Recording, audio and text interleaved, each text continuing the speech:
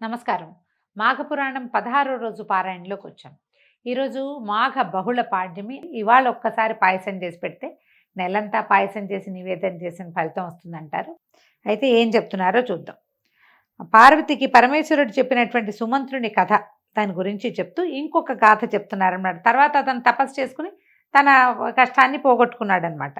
మాఘమాసంలో నదీ స్నానం అత్యంత పుణ్యప్రదమైంది. ఈ మాసమందు 30 రోజులు విడవకుండా నదీ స్నానం చేసేవాళ్ళు ఐశ్వర్యవంతులవుతారు. వాళ్ళకి ఉన్నటువంటి కష్టాలన్నీ క్రమంగా తీరిపోతాయి. మాఘశుద్ధ చవితి నాడు భక్తశ్రద్ధలతో నదీ స్నానం చేసిన వారికి వారి నిర్మల హృదయాన్ని అనుసరించి, అంటే ఖచ్చితంగా వస్తుందని చెప్పట్లేదండి, బుద్ధి నిర్మలంగా ఉంటే శ్రీహరి కృపకి పాత్రలవుతారట. ఇక్కడ ఏమిటంటే భక్తి శ్రద్ధలు, నియమనిష్టలు, ఏకాగ్రత ప్రధానమైనవి అని వివరంగా చెప్పిన తర్వాత ఈ లక్ష్మీనారాయణల వ్రతం ఎలా చేయాలో పార్వతీదేవి భర్త గారిని అడుగుతోంది. ఎట్లా పూజించాలో చెప్పండి, వివరంగా చెప్పమంటే అప్పుడు భగవంతుడు అయిన పరమేశ్వరుడు ఇట్లా తెలియజేస్తున్నాడు. మాఘమాసంలో శుద్ధ చవితి వెళ్ళిపోయిందండి. మనం బహుళంలో ఉన్నాం. ఇప్పుడు 16 రోజులకు వచ్చేసాం కదా. ఈ సంవత్సరం చేయలేకపోతే వచ్చే సంవత్సరం చేసుకోవచ్చు. కుదిరితే బహుళ చవితి నాడైనా కూడా మనం ఇది చేయొచ్చు అనమాట. కాలకృత్యాలు తీర్చుకుని నదీ స్నానం చేసి శుచిగా పవిత్రుడు కావాలి. పిమ్మట నదీ తీరంలో కానీ గృహంలో కానీ మండపాన్ని ఏర్పరచాలి. ఆ మండపాన్ని సర్వాంగ సుందరంగా రంగురంగుల ముగ్గులతోటి అలంకరించాలి. మండపం మధ్యలో అష్టదళ పద్మ ముగ్గేయాలి. మనం మామూలుగా పద్మ ముగ్గేసుకుంటాం కదా, 8 రేఖలు వచ్చేది అది. లక్ష్మీనారాయణల విగ్రహాలను బంగారంతో కానీ వెండితోటి కానీ కాంస్యం పంచలోహాలతో కడకు మట్టితోటైనా చిన్న విగ్రహాలని స్థాపన చేయాలి. చేసిన తర్వాత విగ్రహాలకి గంధం పూసి పసుపు కుంకుమ అక్షంతలతో కర్పూరము అగరబత్తులు మొదలైన పూజా ద్రవ్యాలతో పూజించి ధూపదీప నైవేద్యం తాంబూలాదులు నమస్కారాదులు సమర్పించాలి. ఒక రాగి చెంబును తీసుకుని అందులో స్వచ్ఛమైన నదీ జలాన్ని పోసి మామిడి చిగుళ్ళ నుంచి దాని మీద ఒక కొబ్బరికాయ పెట్టి దానికి కొత్త వస్త్రాన్ని కప్పాలి. లక్ష్మీనారాయణల ప్రతిమని ప్రతిష్ఠించాలి. అంటే మనం ఏంటి కలశం పెట్టుకోండి అని చెప్తున్నారు. మండపం మధ్యలో సాలగ్రామాన్ని కూడా ఉంచి ధూపదీప నైవేద్యాలు సమర్పించాలి. అంటే ప్రతిమకి చేసిన విశేషం, కలశం పెట్టుకుని చేసినా విశేషమే. ప్రతిమా కలశము కాకుండా సాలగ్రామ ఆరాధన చేసినా కూడా విశేషమే. తదనంతరము ఈ రాగి పాత్రలోని నీటితోటి అర్ఘ్య ప్రదానం చేయాలి. పిమ్మట నారాయణునికి మదిలో నమస్కరించి సూర్యునికి నమస్కారం చేయాలి. ఈ మాఘమాస వ్రతాన్ని ఆచరించే వాళ్ళు తల్లిదండ్రుల్ని, బంధుమిత్రాదుల్ని, శ్రేయోభిలాషుల్ని, గురువుల్ని, పెద్దల్ని ఆహ్వానించి వాళ్ళ సమక్షంలో నిర్వహిస్తే అధికమైన సత్ఫలితాలని పొందుతారు. అందరినీ పిలుచుకుని వ్రతం చేసుకోండి అని చెప్తున్నారు. ఒక సద్బ్రాహ్మణుడికి బియ్యము, బెల్లము, ఉప్పు, పప్పులు, కాయగూరలు, పళ్ళు ఇచ్చి స్వయం పాకాన్ని ఇవ్వాలి. నూతన వస్త్రాల్ని దానం చేయాలి. పిమ్మట మాఘపురాణాన్ని స్వయంగా పఠించాలి. లేదా నాబోటి వాళ్ళు ఎవరైనా పఠిస్తుంటే వినాలి. పఠించినప్పుడు కానీ వినేటప్పుడు కానీ అక్షతల్ని, అంటే మనం పూజ చేసుకునేటప్పుడు అనమాట, అక్షతలు చేతిలో ఉంచుకుంటే ఆ చదివిన ఫలితం మనకి లభిస్తుంది. మన పద్ధతి అది. పురాణ శ్రవణానంతరం ఆ లక్ష్మీనారాయణలని ధ్యానించి కొన్ని అక్షతల విగ్రహం మీద, కొన్నిటిని తనపైన వేసుకోవాలి. లక్ష్మీనారాయణలని అత్యంత భక్తి శ్రద్ధలతో నియమనిష్టలతో ఈ విధంగా పూజిస్తే ఎంతటి ఘోర పాపాలైనా పోతాయి. దీనికి నిదర్శనంగా ఒక కథ చెప్తున్నారు. గౌతమ మహర్షి ఒకనాడు తన శిష్యగణంతో తీర్థయాత్రలకు వెళ్తున్నారు. అనేక పుణ్యక్షేత్రాలు దర్శిస్తూ మార్గమధ్యంలో కనపడిన ఆ సన్యాసులతో, భక్తి తత్పరులతో, మునిగణాలతోటి భగవద్గోష్ఠులు జరుపుతూ మాఘమాసం వచ్చేసరికి ఆయన కృష్ణా తీరాన్ని చేరుకున్నాడట. పవిత్ర కృష్ణా నదిలో స్నానం చేశాడు శిష్య బృందంతో కలిసి. మాఘమాసం అవటం వల్ల ఆయన కరెక్ట్గా అక్కడ చేరాడు కదా. నదీ తీరంలో ఉన్న ఒక రావి చెట్టును దర్శించి, రావి చెట్టును చూడగానే మనం చెప్పుకుంటాం అశ్వత్థనారాయణుడు, సాక్షాత్ శ్రీమన్నారాయణ స్వరూపమే రావి చెట్టు అని చెప్తాం. మూలతో బ్రహ్మరూపాయ, మధ్యతో విష్ణురూపిణే, అగ్రత శివరూపాయ వృక్షరాజాయతే నమః అని ఈ శ్లోకాన్ని 4-5 సార్లు చెప్పుకుంటూ దానికి ప్రదక్షిణలు చేసి ఆ చెట్టు కింద కూర్చుని మహావిష్ణువుని పూజించాడట. మాఘమాస విశిష్టత ఇది, మంచిది. ఈ సమయంలో ఇలా నదీ స్నానం చేయాలి, విష్ణు ఆరాధన చేసుకోవాలని అందరికీ చెప్పి చేయించారు. సరే, ఈ మాఘమాసం కాబట్టి ఇంకా వెళ్ళలేదట. పవిత్ర మాసం కదా, నదీ తీరంలో ఉన్నామని చెప్పి అక్కడే ఉండి ప్రతిరోజు అక్కడే పూజ చేయటం మొదలుపెట్టారు. మాఘశుద్ధ దశమి వచ్చిందట. అది ఆయనకి అత్యంత ప్రీతిపాత్రం. దశమి మర్నాడు ఏకాదశి వస్తుంది. మాఘశుద్ధ దశమి చాలా విశేషమైన రోజు. ఆయన ఏం చేశాడు, రావి చెట్టు మొదట్లో శుభ్రం చేసి అలంకారం చేయించి ముగ్గులు అవి వేసి మామిడాకలు తోరణాలు కట్టించి చిన్న మండపాన్ని ఏర్పాటు చేశాడు. శ్రీహరిది ప్రతిమ కూడా ఒకటి ప్రతిష్ఠించి పూజాధికాలు చేస్తున్నారు. అత్యంత భక్తి శ్రద్ధలతో శ్రీమన్నారాయణుని సేవాకాలం జరుగుతోందట. అయితే ఈ కార్యక్రమాన్ని అంతటినీ అక్కడికి వచ్చి ఒక కుక్క వచ్చి కూర్చుందట. అది చూస్తోందట. అది కళ్ళార్పకుండా చూస్తోంది. అయితే ఆ కుక్కను గమనించిన శిష్యులు ఎవరో వచ్చి అని దాన్ని చిన్న కర్రతో బెదిరించారు. అవతల పరిగెత్తింది కానీ మళ్ళీ వచ్చేసింది. అది 2 సార్లు 3 సార్లు అదిలించారు. 3 మాటలు వదిలించారు. 3 సార్లు అది ఏం చేసింది, చెట్టుకు ప్రదక్షిణగా మళ్ళీ ఇటు నుంచి తిరిగొచ్చి రెండో పక్కన వచ్చి కూర్చుంటోందనమాట. ఇలాగా 3 సార్లు ఈ రావి చెట్టుకు ప్రదక్షిణ చేయటం, అది పవిత్ర మాఘమాసం అవటం, ఆ చెట్టు కింద ఇలా విష్ణువార్చన జరుగుతూ ఉండటంతో ఆ కుక్కను ఆవరించుకున్నటువంటి పాపం అంతా పోయిందట. పోయి రాచరిక దుస్తులతోటి సకలాభరణాలతోటి తలతళా మేరుతున్నటువంటి మహారాజ స్వరూపం వచ్చేసింది కుక్కకి. ఈ గౌతమ మహర్షి ముందు నిలబడి ముకుళిత హస్తుడు 2 చేతులు జోడించి వినమ్రంగా ఆశీర్వచనం కోరుకున్నాడు.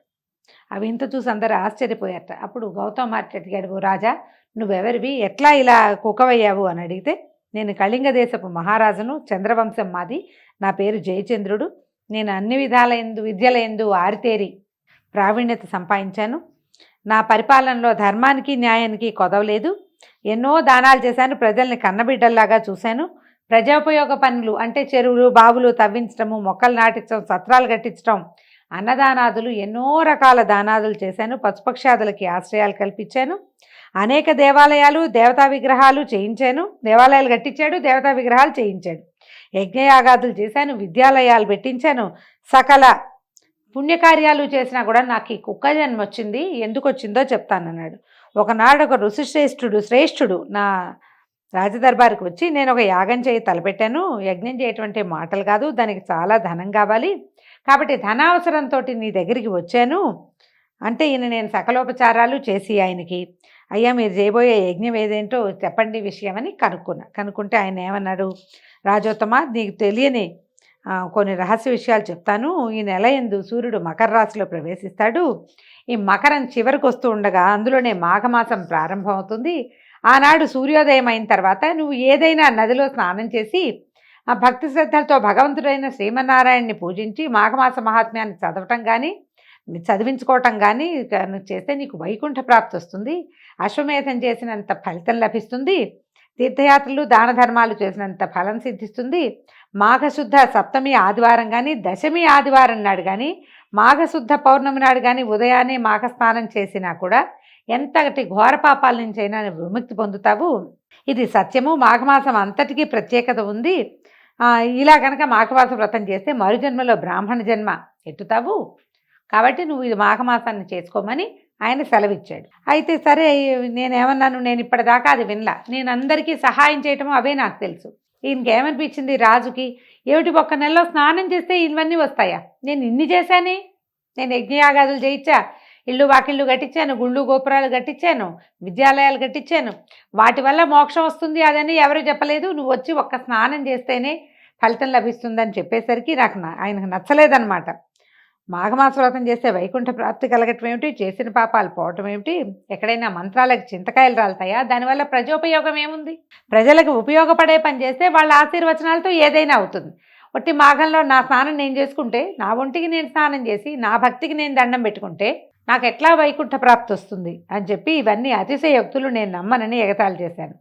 కానీ ఏం చేయను, ఒక తెలియనితనంతో నేను ఆ పని చేశాను. నేను చేసే పనులే నన్ను కాపాడతాయి, నేను చాలా మంచి క్రియలు చేశాను, ఈ స్నానాలు దానాలు నేను నమ్మను, ఇది నీతి బోధలు నాకు చెప్పద్దని నేను చులకనగా తీసేశాను. అయితే ఆ మునిసత్తమని అహం దెబ్బతిన్నది. సరే రాజా, నేను నీ మేలు కోరి చెప్పాను, తర్వాత నీ ఇష్టమని వెళ్ళిపోబోయాడు.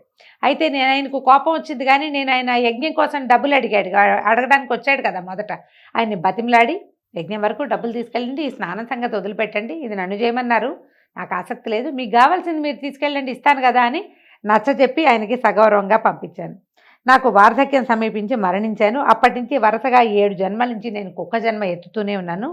మీరు చేసేటువంటి పూజ చేస్తున్నటువంటి పూజాస్థలం చుట్టూతా ప్రదక్షిణం చేయటం వల్ల నాకు మళ్ళీ పాత స్వరూపం వచ్చింది, నా రాత ఇంతకాలానికి తిరబడింది, విధివ్రాత తప్పించడానికి ఎవరి తరం, ఇన్ని జన్మల నుంచి లేనిది ఇప్పుడు నాకు నా పూర్వజన్మ ప్రాప్తించింది, పూర్వజన్మ స్మృతి కూడా, నేను ఏం చేయటం వల్ల నాకు ఇలాంటి జీవితం వచ్చిందో నేను తెలుసుకోగలిగాను, ఈ ప్రదక్షిణ తర్వాతే నాకు ఈ మార్పు కలిగింది, ఇంతటి ప్రత్యేకమైన విషయం జరగడానికి కారణం ఏమిటి అని అడిగేసరికల్లా గౌతమ మహర్షి తన దివ్య దృష్టితో చూసి ఇట్లా చెప్పారట. ఏమన్నారు, దివ్య దృష్టి కాదు, మాఘమాసం కదా ఇది, దివ్య దృష్టే కాదు, ఆయన దివ్య దృష్టితో చూసి ఇతని జీవితం ఏమైందో చూసుకుని అప్పుడు ఇతను చెప్తున్నారనమాట, నువ్వు మాఘమాసము దాని విశిష్టత పట్ల నీకున్న చులకన భావం వల్ల నీకు ఈ శునక జన్మ లభించింది నాయన.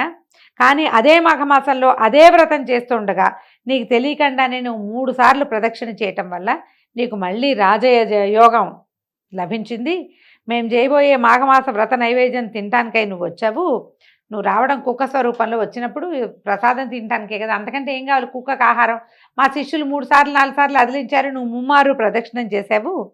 ఇలా భగవంతుడికి ప్రదక్షిణ చేయటం వల్ల, ఈ అశ్వత్థనారాయణ వృక్షం ఈ రావి చెట్టుకి ప్రదక్షిణ చేయటం వల్ల నీకు విశేషమైన ఫలితం లభించింది. నువ్వు ఈ అర్చనంతా చూసావు. ఇక్కడ జరుగుతున్నదంతా నీకు అర్థమైనా కాకపోయినా నీ చెవిలో పడుతోంది కాబట్టి నీకు ఇది లభించింది. నీకు పుణ్యం ప్రాప్తించింది. నువ్వు ఎలా అనుభవపూర్వకంగా తెలుసుకున్నావు చూడు, మాఘమాస ప్రాతమహత్యం ఎంత గొప్పదో నీకు ఇప్పుడు అర్థమైంది.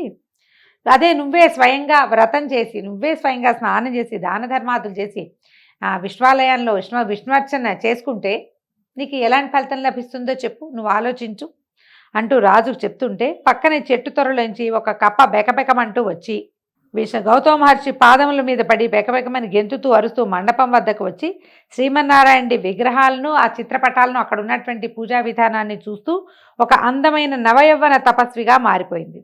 ఆ కప్ప మునికన్నిగా మారిపోవటాన్ని చూసినటువంటి గౌతముడు మిగిలిన వాళ్ళంతా ఆశ్చర్యచకితులయ్యారు. ముగ్ధ మనోహర రూపంతో ఉన్నటువంటి ఆ మునికన్య అటు ఇటు చూస్తూ గౌతమ మహర్షి దగ్గరికి వచ్చి ఆయన పాదాలకి నమస్కారం చేసింది.